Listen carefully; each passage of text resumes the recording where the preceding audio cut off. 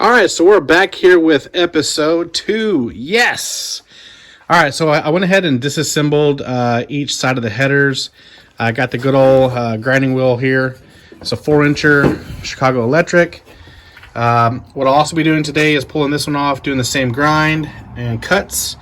And I will also be removing my power steering pump mounting plate and making those notches like I mentioned in episode 1, so I can move my reservoir down to have clearance from my header and reservoir here so it doesn't melt it. So we'll be doing that, and then shortly after we'll be getting the oil feed lines and everything hooked up to the turbos, and getting these T3 exhaust flanges mounted, welded, and installed.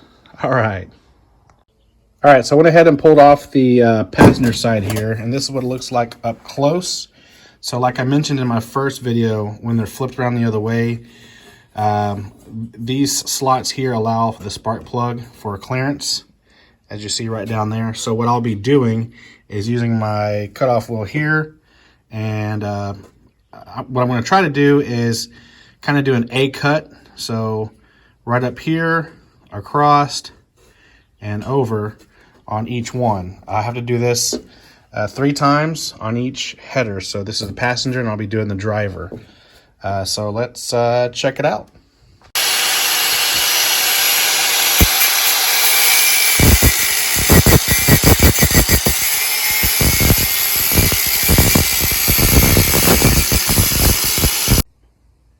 All right, so real quick too, so I had to go ahead and change how I wanted this angled and cut.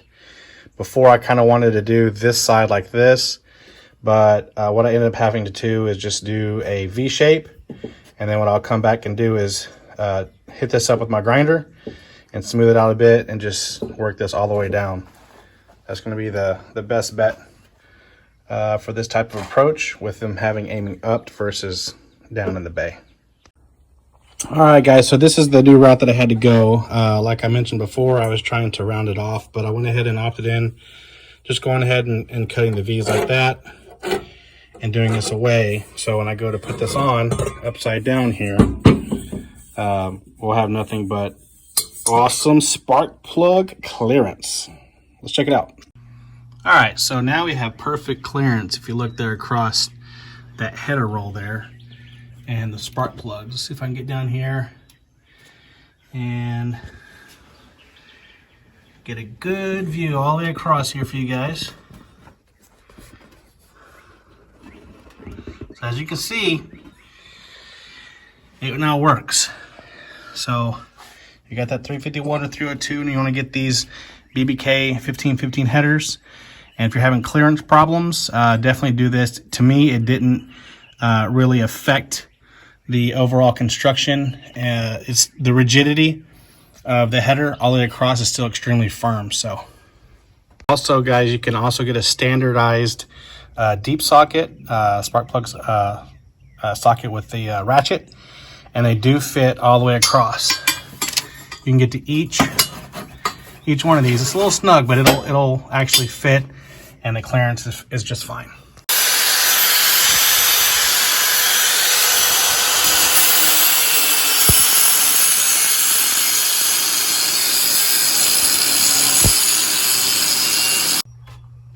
Got the 2-bolt flanges on this exhaust header cut off and ground down the welds a little bit, and this side too. So now we're going to be getting ready to go ahead and probably mock up, I want to say probably a 45, maybe a little bit less, and then the T3 flanges.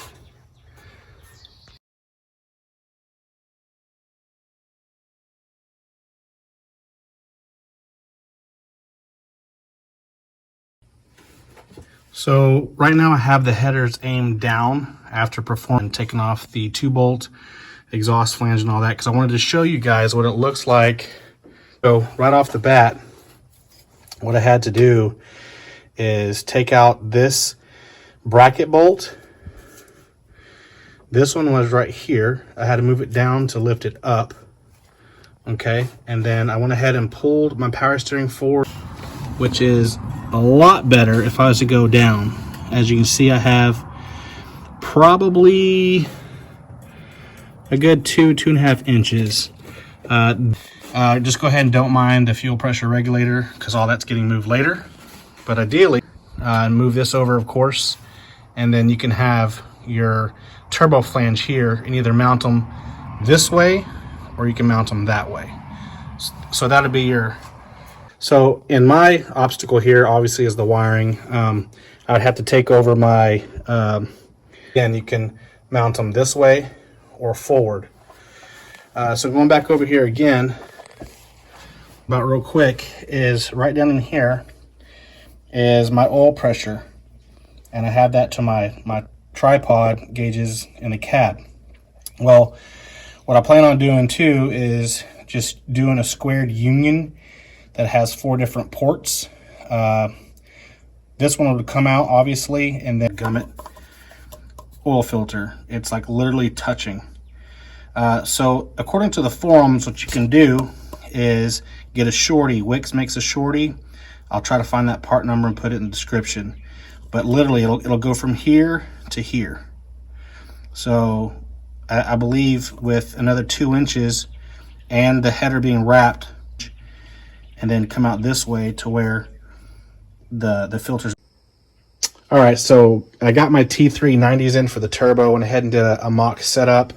Kind of set it up in this area so I can get my rough measurements on what I'm going to need to basically get the back of the T3 adapter flange connected to the header here. So that's right, the battery's in the way.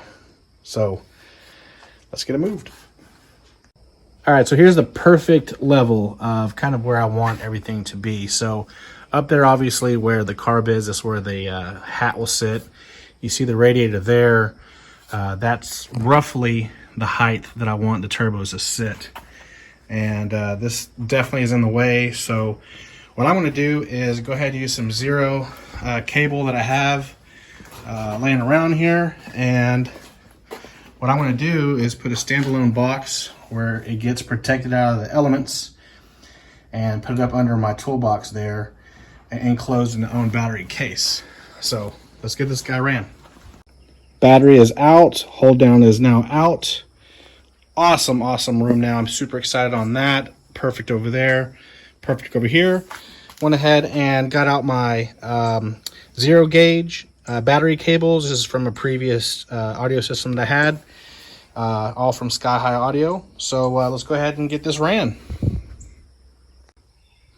All right, so we got the 0 gauge running out the back there.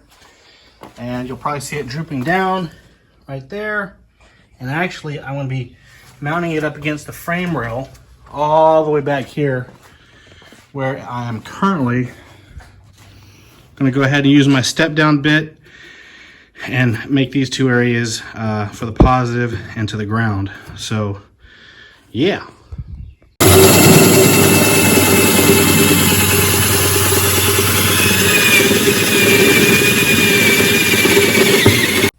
All right, guys, so that's up underneath the engine bay coming down. We flip this around. Just run it all out the back here. All right, bear with me here, guys. And it's coming up here along the frame rail and right up in here, coming right out the back there.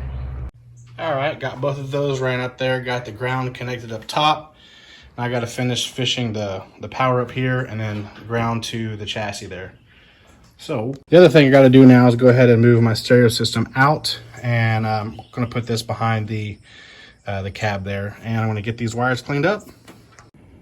All right, guys, got the battery all relocated here and positioned in the new battery hold down and battery box. Keeps it out of all the elements, which is really cool. This one is the Snap-on 2431. I'll go ahead and show that to you real quick.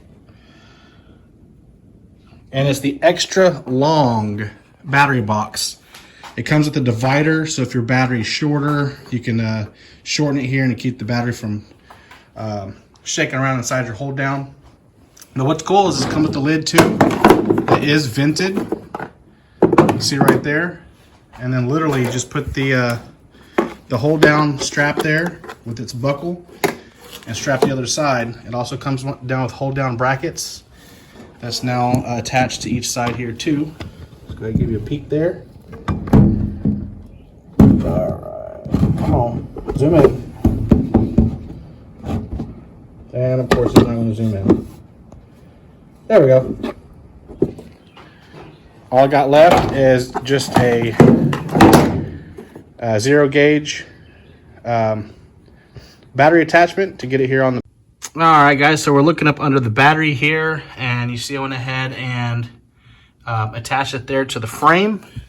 Let me go ahead and show you up top. Battery is now installed and running well. Decided to add a 300 fuse there, but she's all ready to go. Just put on the lid, strap it down. That's how you relocate a battery. Hey guys, well that's a wrap for this video, episode 2 of the twin turbo build here. So I just want to go ahead and just recap. So this was pretty much doing a battery relocation and also modifying my headers to fit the twin turbos up front in the engine bay. And I hope these ideas of running them up top, these flipped over BBKs, and moving my battery like I did kind of gives you guys an idea on how you can go ahead and fabricate yours.